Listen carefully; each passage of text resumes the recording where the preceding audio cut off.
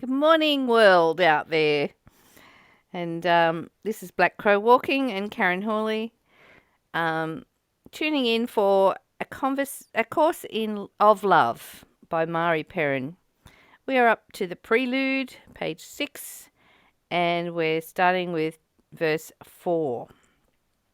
I don't know about you, Karen, but I am absolutely so excited to be studying this book. Totally. Okay, so I might need you to be a bit louder, Karen. Okay, totally. I love this book. I love it. It just sits so beautifully and just Yeah. in the heart. This is a basic question that was not adequately answered. Well, what question are they talking about? So we might have to backtrack a little bit to yesterday.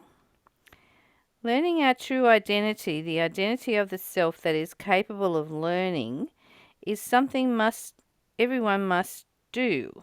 Can the ego learn this? Never. Does spirit need to? No. Who then is this course for? And that is the question. This is a basic question that was not adequately answered in A Course in Miracles.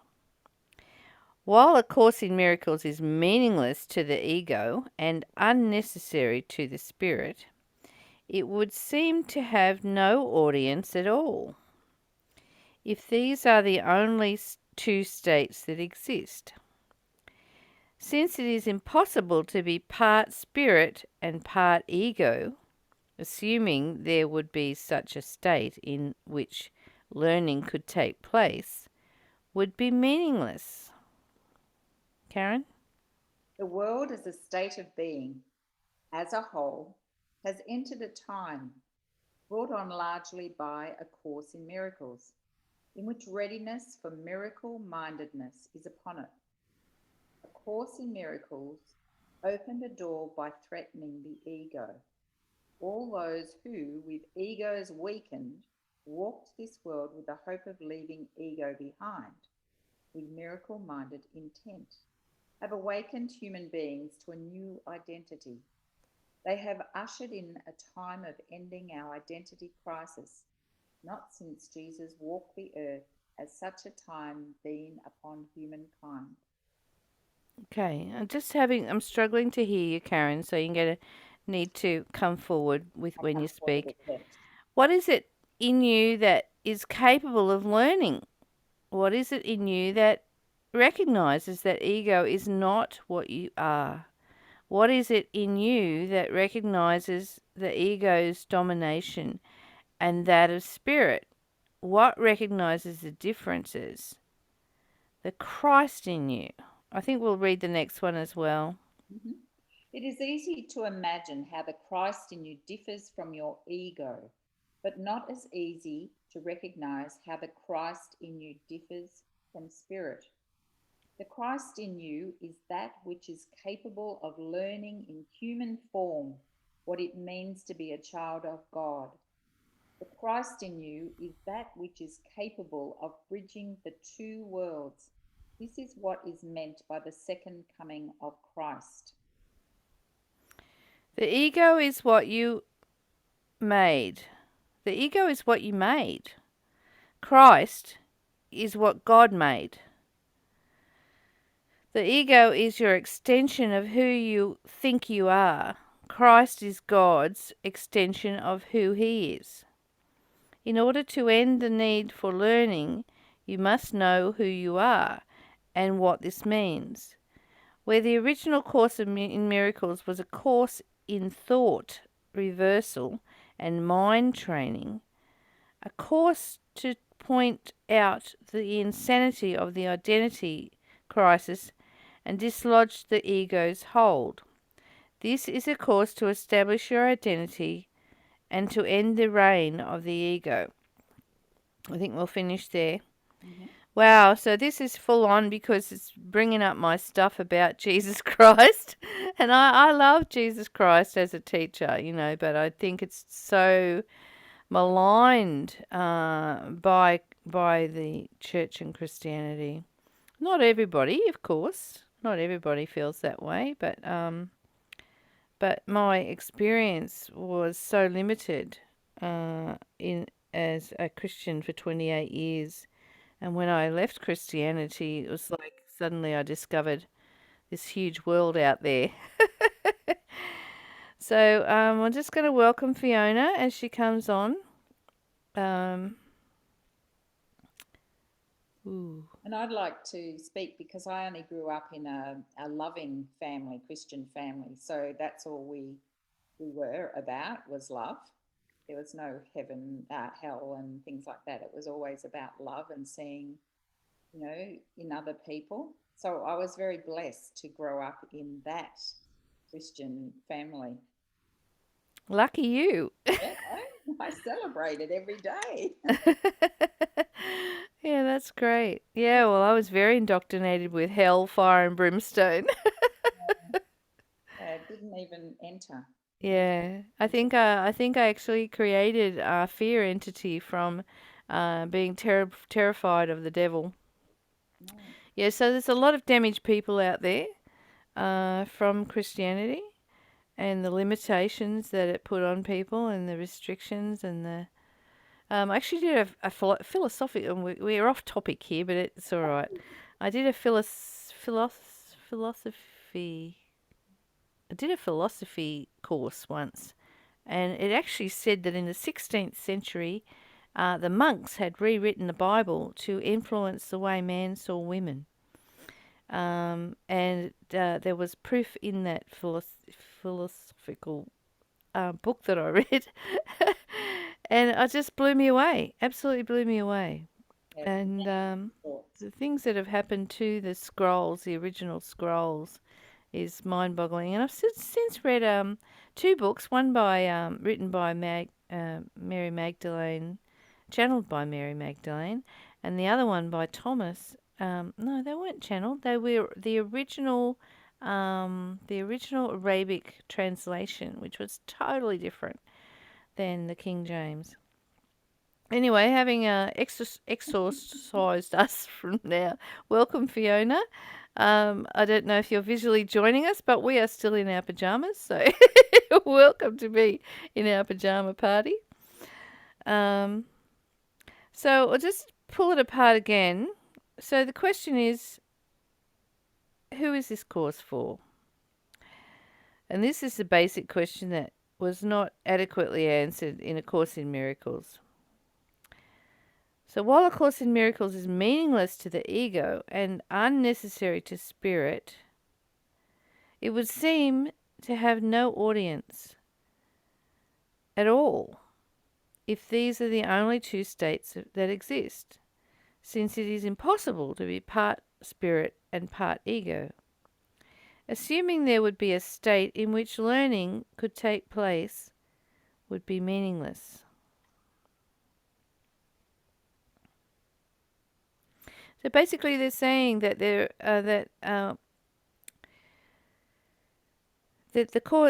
question who is this course for wasn't adequately explained in the Course of Miracles, which was written for the mind, whereas this is written for the heart. And we have been in discussion, and it would be very interesting to see if it plays out this way, that our mind actually has a heart. Because our heart has vast intelligence, so why wouldn't the mind have a heart? It's just our thoughts that are ruling us and going through like a train. So they're saying, while A Course in Miracles is meaningless to the ego and unnecessary to the spirit, it would seem to have no audience at all if these two were the only states that exist. So it's suggesting that we have another state. We're not part spirit, we're not part ego. So, assuming there would be such a state in which learning could take place would be meaningless.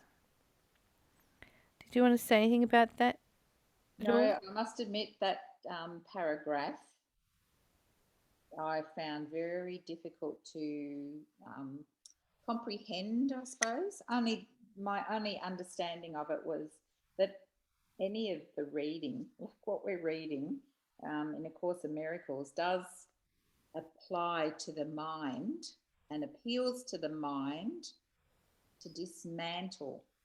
And I understand that the spirit, if you're the spirit doesn't actually need this because we are who we are. We don't actually need to study and learn all of this. So it just is, and it's coming from the heart. So I'm, yes, I'm a little bit confused as to what I get out of that paragraph. Isn't that wonderful? We're practicing being confused and letting it be okay. And that's what the very first reading, the very first day said. It's okay to be confused, and it is, because when we read the Course in Miracles, it builds on itself, and when we were confused at the beginning, by the end we'd sorted ourselves out. So hopefully that'll be what happens here too. The world is a state of being as a whole. Has entered The world as a state of being as a whole has entered a time brought on largely by A Course in Miracles, in which readiness for miracle mindedness is upon us. So once again, she's yesterday was all about are we ready for miracles, and are we tuned in for miracles, because miracles are available to us. So now she's asking us if we're ready for the miracle. Are you ready, Karen? I totally am ready. Whether I allow it or not is another matter. That's it. That's exactly it. Do we allow our miracles, or do we even notice them? I mean, I've had so many miracles in my life, and my miracles come from being in a high vibrational frequency. When I was in the third dimensional reality, it was about praying for a miracle. Now it's about keeping my vibrational frequency high, and all my needs are met. And they're met daily. And it's just like, wow, I didn't even ask for that, but it's here, and it's exactly what I needed.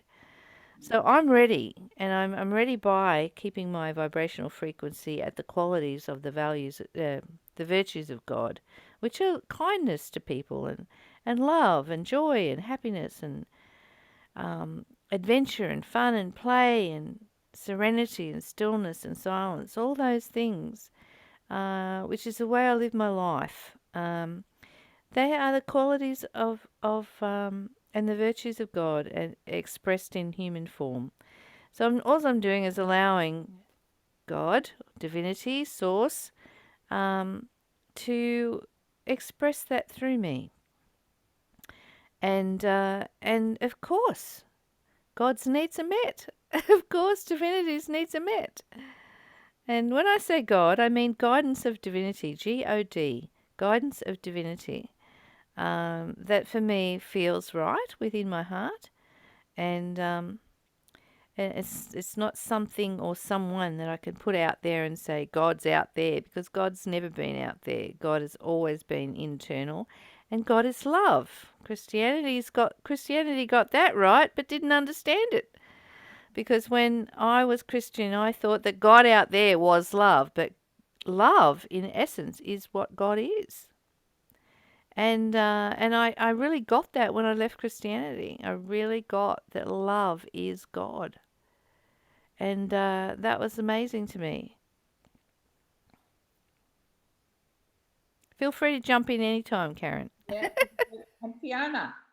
And Fiona, yes. Fiona, you're invisible there. I know you don't want to show your bedroom head. You can talk to us. Bed head. But you're welcome to just stay there and listen as well. All right. Okay, so To me, Hi, good morning. good morning. Now I've got a cold, so I keep coughing, so that's why I'm muting myself as well. Okay, no worries at all. I'm listening and Okay. appreciate it.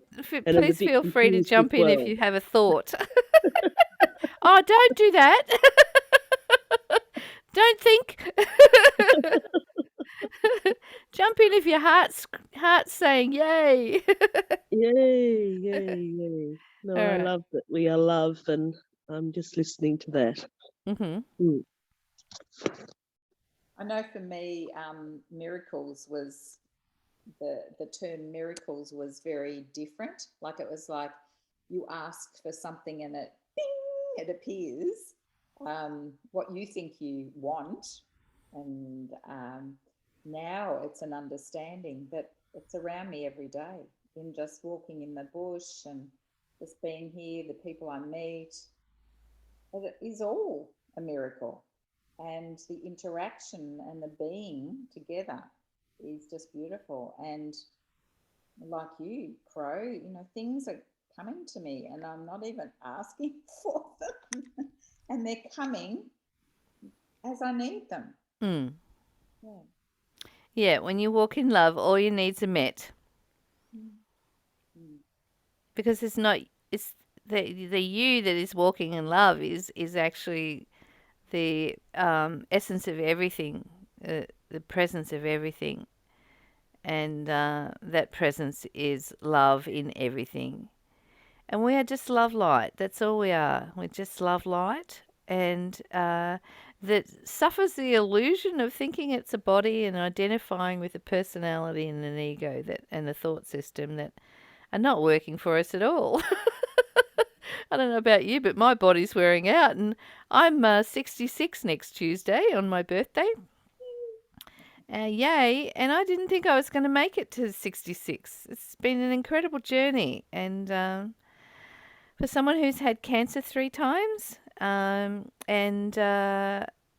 has fallen off mountains, and has been seriously poisoned.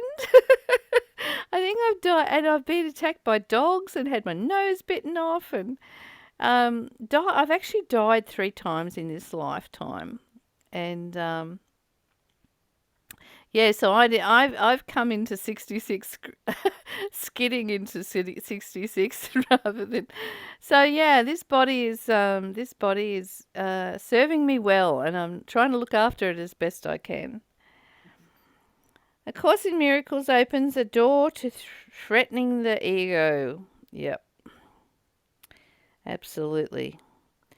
All those who, with egos weakened, walk this world with the hope of leaving the ego behind, with the miracle-minded intent, have awakened human beings to a new identity. I'm going to read that again because that's really powerful.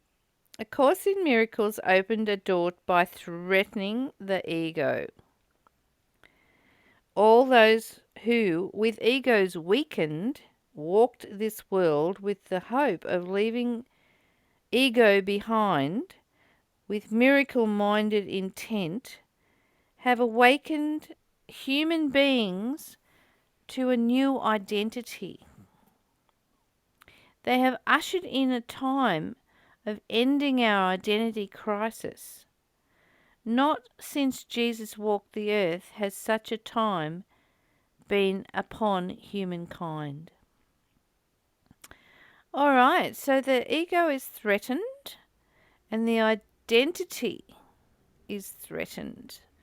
So I don't know about you, Karen, but I have lived my entire life thinking I was an identity, thinking I was Black Crow walking, thinking I was a healer, thinking I was a meditation teacher, thinking I was an artist, thinking I was a writer.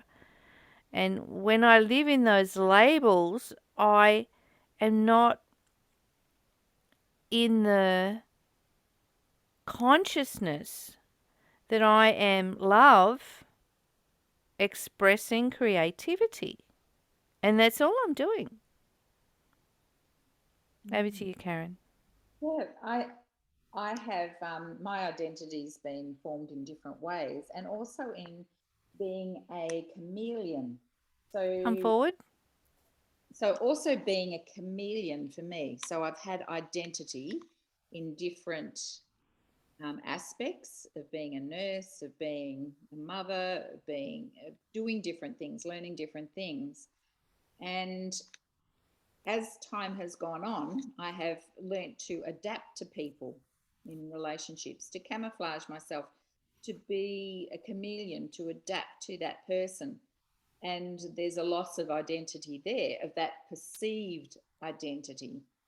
But now, having let go of my identity as a nurse, um, I have been able to just sit in myself, in my being. And it hasn't been an easy task to let go of that ego identity. It's been jolly difficult because that's what I've known all my life. So the ego has provided me with those things. And now I sit in that quagmire of not really knowing, but there's an excitement. It's like there's a little glimmer of light there that says, you are more than that. You are more than those limiting things. You have so much more. And when I open my heart, I receive. It's really, really beautiful. So I'm excited to form this, well, not form, but to reveal this identity that is actually mine from the heart. So I'm really excited about that. Oh, that brings up a question for me. Um, is identity just illusion? Yeah. Mm-hmm. So do we even need an identity? Because we're creating these wonderful labels and identities every day. Oh, look, I just cooked breakfast. I'm a cook. And yet, when we put our love into our food, it tastes so much better. So, oh, look, love just cooked some food.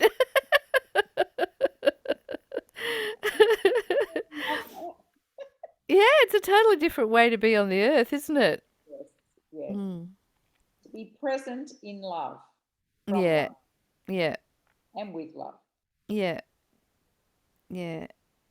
And it begs the question about, how we're always saying, oh, I've got to do this or I've got to do that or I need or, I want or I have to. I have to. That's a really good one. That's very much a part of my daily life. I have to do this now. And do we have to? And do we do? What is doing? What is having to? You know? It's the ego mind that thinks that we have to, and we have to do it quickly now. Um, and our heart wants us to slow down, Mm. take a breath, and be still, and move from love, into our day. And would you even do anything? Would you do anything? Oh, that's so good. Would you actually do anything if you if you were just coming from love? Oh dear, that's hilarious. All right, sorry, I just had to have a really good laugh at that one. That's all right. I've got something to add there. In that, um, in just thinking of an experience with a particular person, and I had an identity there, and I put an identity on that other person too, and built up an illusion.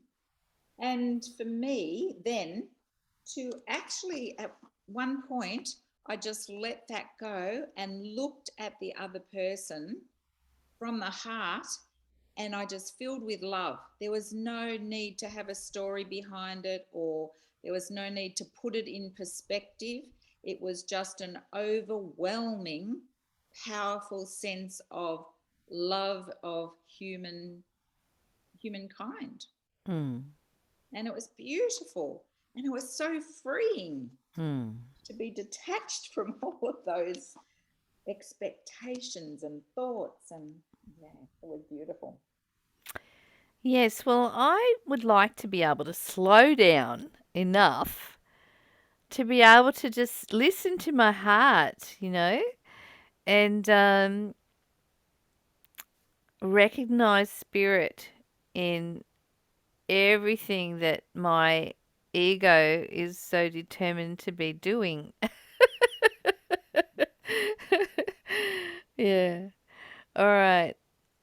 So, what is it in you that hovers between two worlds, the world of the ego domination and that of spirit? What recognizes the difference? The Christ in you. So, when it says a Christ in you, what do you think that means? I mean, I've heard of Christed. I've been Christed, or is Christed, or the Christ consciousness. I like that word because Christ consciousness for me is um, is taking the teachings of love to the world, and and being conscious of that, um, that we are all the sons of God and daughters of God. We are all we are all well, we're not even that. We're the Holy Spirit. We are God consciousness. We are divinity living life through form. So is the Christ in you just that? Is that what it is? Let's be confused. Let's let ourselves be confused in this moment. What do you reckon, Karen? No, I'm feeling quite content in that. That the spirit, what is in it? What is it in you that hovers between two worlds? The world of the ego's dominion and that of spirit. What recognizes the difference? The Christ in you. Yeah, I think that's the heart. That's coming from the heart, and that being totally present to that, it can see things for what they are. It recognizes the illusion, and it allows for the heart to enter and to I suppose expose itself to everyone and to yourself. So it is easy to examine how the Christ in you differs from your ego, and not as easy to recognize how the Christ in you differs from spirit. Now there we are. There's my conundrum. Don't you love that word? The Christ in you is that which is capable of learning in human form. So they're talking basically about divinity in us. Let's replace Christ with divinity for all those people who are having a reaction to the word Christ. So I'll just read that again. The divinity in you is that which is capable of learning in human form, which it means to be the child of God. The, the divinity in you is that which is capable of bridging the two worlds. This is what is meant by the second coming of Christ. The bridging of two worlds, bridging of the ego and the bridging of spirit. Divinity is, so I think maybe they're talking about my spirit, and I can't see that my spirit is different to the spirit of divinity, because I think that is what it is. So I'm really confused now because I don't understand the difference between my spirit and the spirit of love. I don't understand the difference that separates us into a child of God or a child of divinity. I know I'm learning, if that I'm learning consciousness, or I'm not learning actually. We're here not to learn, we're here to unlearn, but we're here to be the consciousness of God experiencing life in form. That's my understanding. That's my heart truth. And if that consciousness is love, then love is all there is. And for me, that's the big one. Love is all there is, and that love is called divinity. Really, we can call it the child of God if you like. We can call it Christ. We can call it the bridge between the worlds. But when it says that is what is meant by the second coming of Christ, well, love has always been here. Why does it need to come twice? Or is it that our consciousness needs to recognize it again? That might be it. That feels right, doesn't it, Karen? So, and I really need to look at that sentence by sentence, because to me, the whole paragraph, looking at the whole paragraph, I find that difficult. But if I break it down, shouldn't say break it down, if I look at it sentence by sentence, see, it is easy to imagine how I need to use the word Christ. Christ in you differs from your ego. That's easy, but not as easy to recognize how the Christ in you differs from spirit. So I think what I'm interpreting there is that spirit is like the messenger, and we don't actually need the messenger because it's within us. So I think that's what I'm understanding, is the Christ in you is the essence of you, that divinity you were speaking of. And so you don't actually need the messenger, something else outside of yourself coming and giving you messages. It lies within. The Christ in you is that which is capable of learning in human form what it means to be a child of God. Okay, so Christ came to earth and became man, according to scripture readings. So being in human form, that's where we are at the moment. We're just on this earth in this vehicle, and I think it's only from that heart space that we can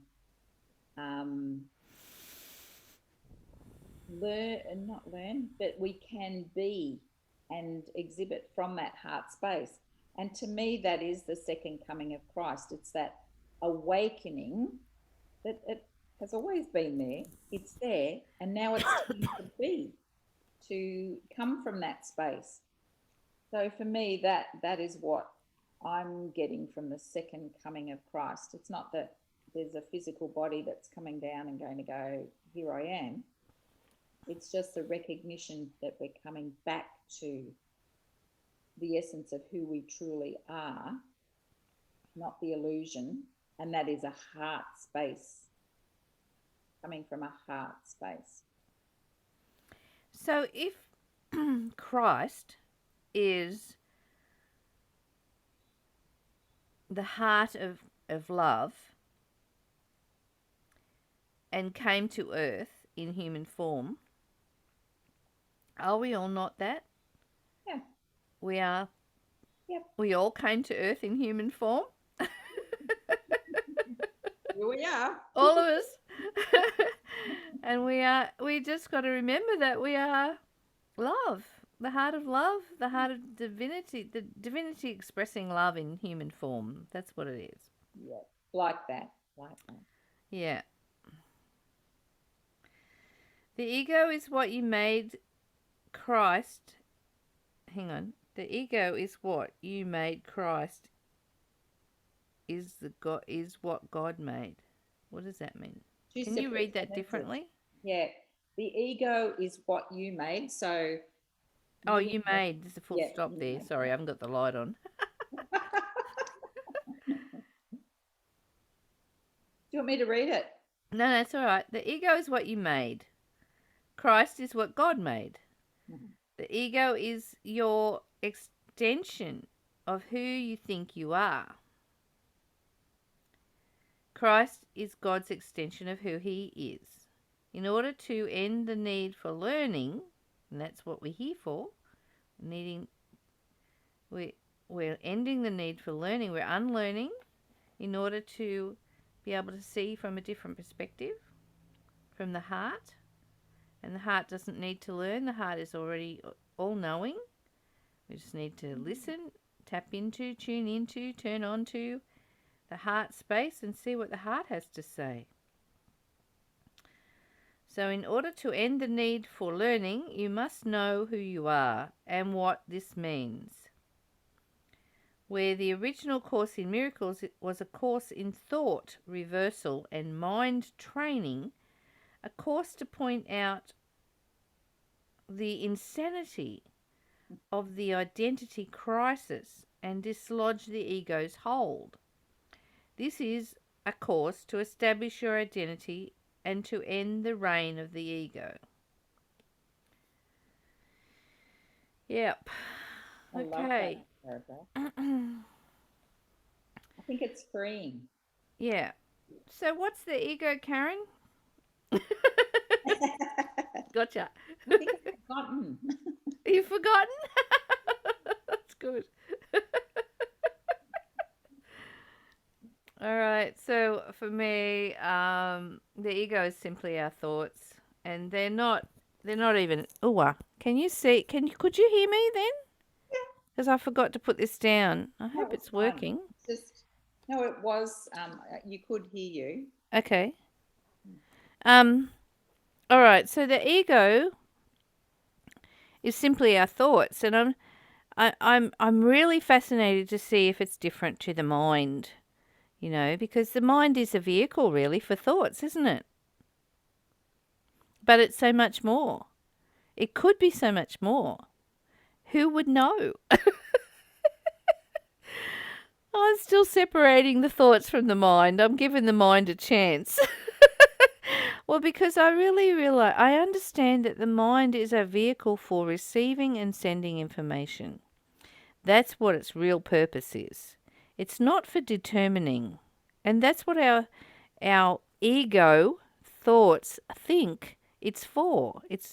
You know, it's for learning, it's for figuring out, it's for working out the problems and all that, but it's actually just for sending and receiving information. It's like a crystal. It's like a transmitter. And then the heart is meant to receive that information and determine, not the mind, not the thought system. And that's how we use our vehicle properly. Our vehicle is made of um, many different auric bodies. Our physical body, our auric body, which is made up of emotions, mind, and spirit. And so those auric bodies have a task: mind, body, and spirit. And emotional body, that's the one I was looking for. So the mind is the sender and receiver, the transmitter.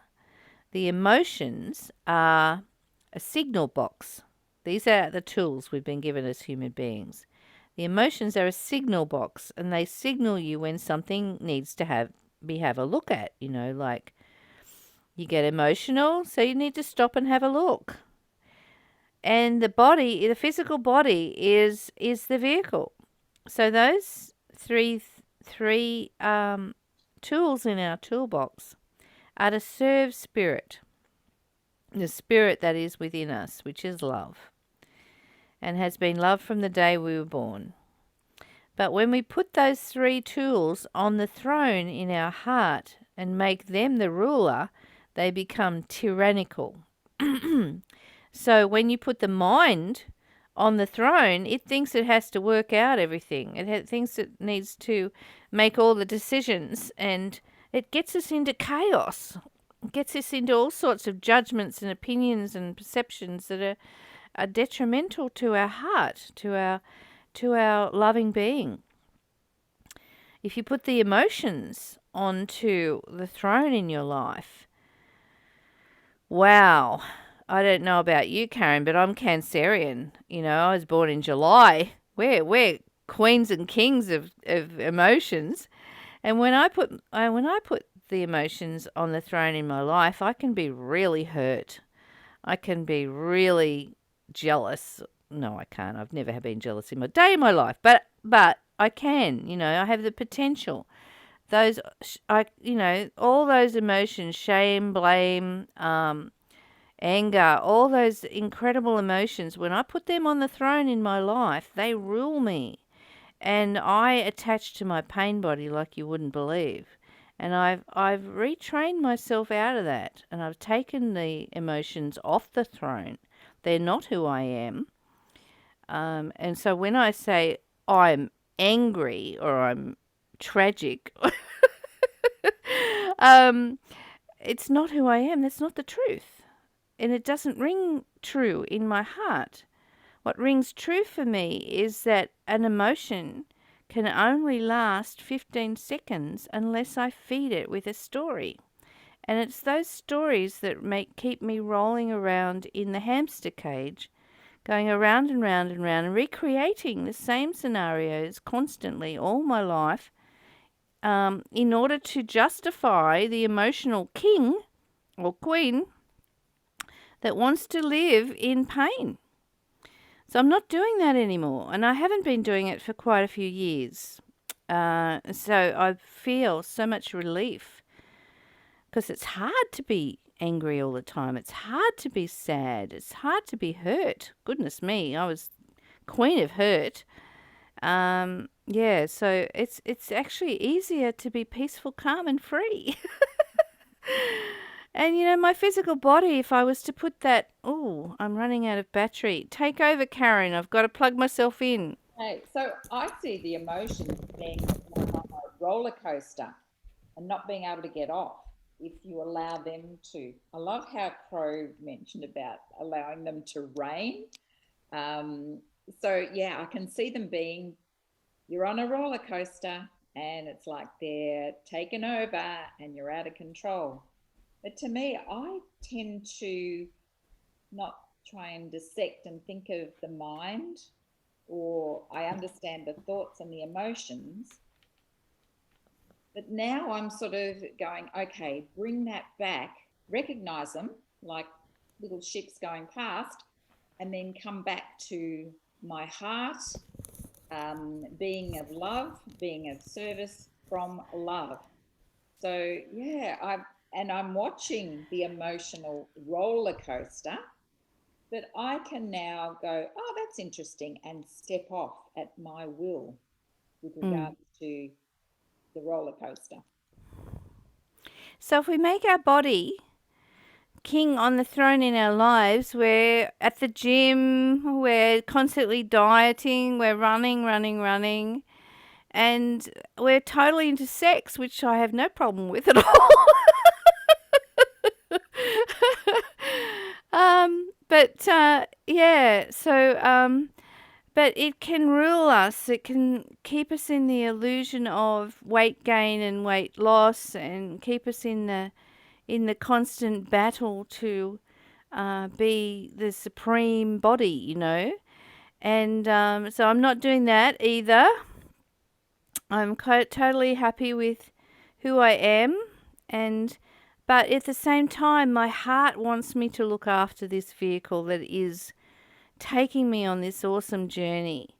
So it's not about putting the body on the throne in your life. It is about self-care, um, self-kindness, self-love, self-nourishing, self-nurturing, so all those beautiful self-love words.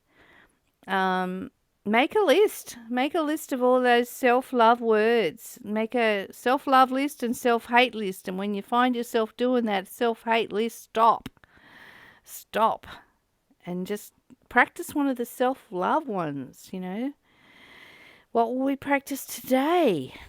I'm doing self-care today, definitely. Feels good. Yeah. Did you have anything else to say, Karen, around that? Um, just I really like the a course. What is it? Okay, the insanity of the identity crisis and dislodge the ego's hold. This is, of course, to me, that's really freeing, to dislodge the ego's hold, which has been so, as I've perceived it, so powerful, but it isn't so powerful at all. It's an illusion which I can actually blow away. Yes. Sounds so easy. Sounds so, well, it is simple, but not so easy. And this is a course to establish your identity and to end the reign of the ego. I love that. I had that underlined as something very important, that the ego shall no longer reign, but let me be very, not but, let me be vigilant. Let me be aware when it starts to infiltrate into my being, and just have a smile, laugh at it, and go, that's not who I am. And let's take it that one step further, Karen. Let's love the ego. Yeah.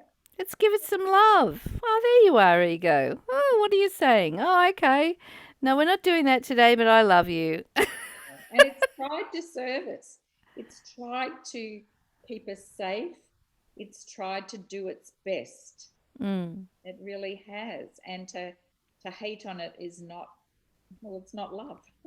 That's it. So if we're fighting the ego, that's not how we do it.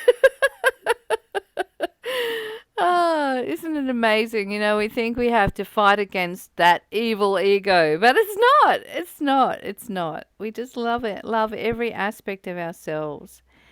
And that's what you focus on. Loving everything. Loving in such a broad sense. It's huge, you know. We are huge.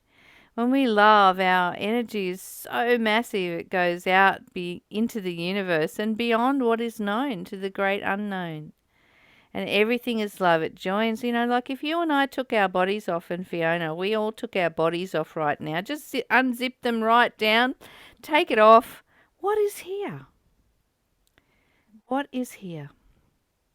We're not the body, we're not the ego, we're not the thoughts, we're not the personality. We are this pure essence of love, this spirit of love.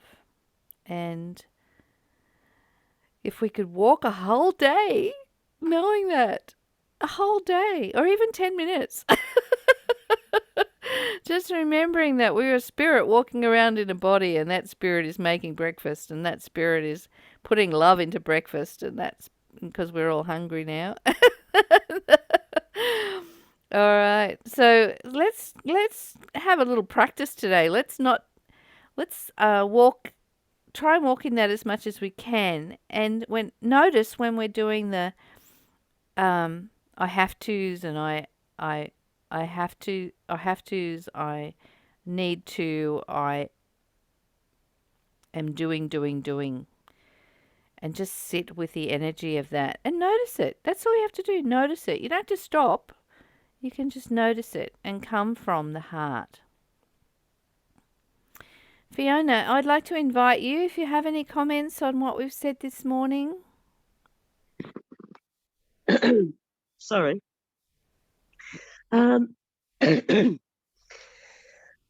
Yeah, I think just to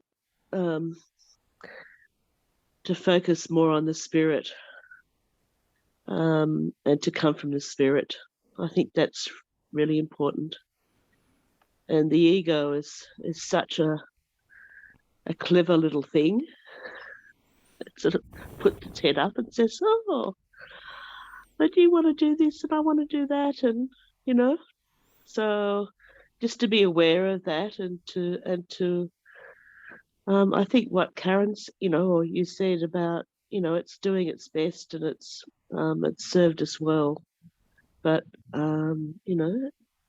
just to be aware of it today, and to appreciate that and what it's doing, but not to be we don't have to be guided by the ego, but be guided by the spirit and love more. Yeah. So I think that's my comments on what I've got from this morning. Excellent. Thank you so much. All right, world.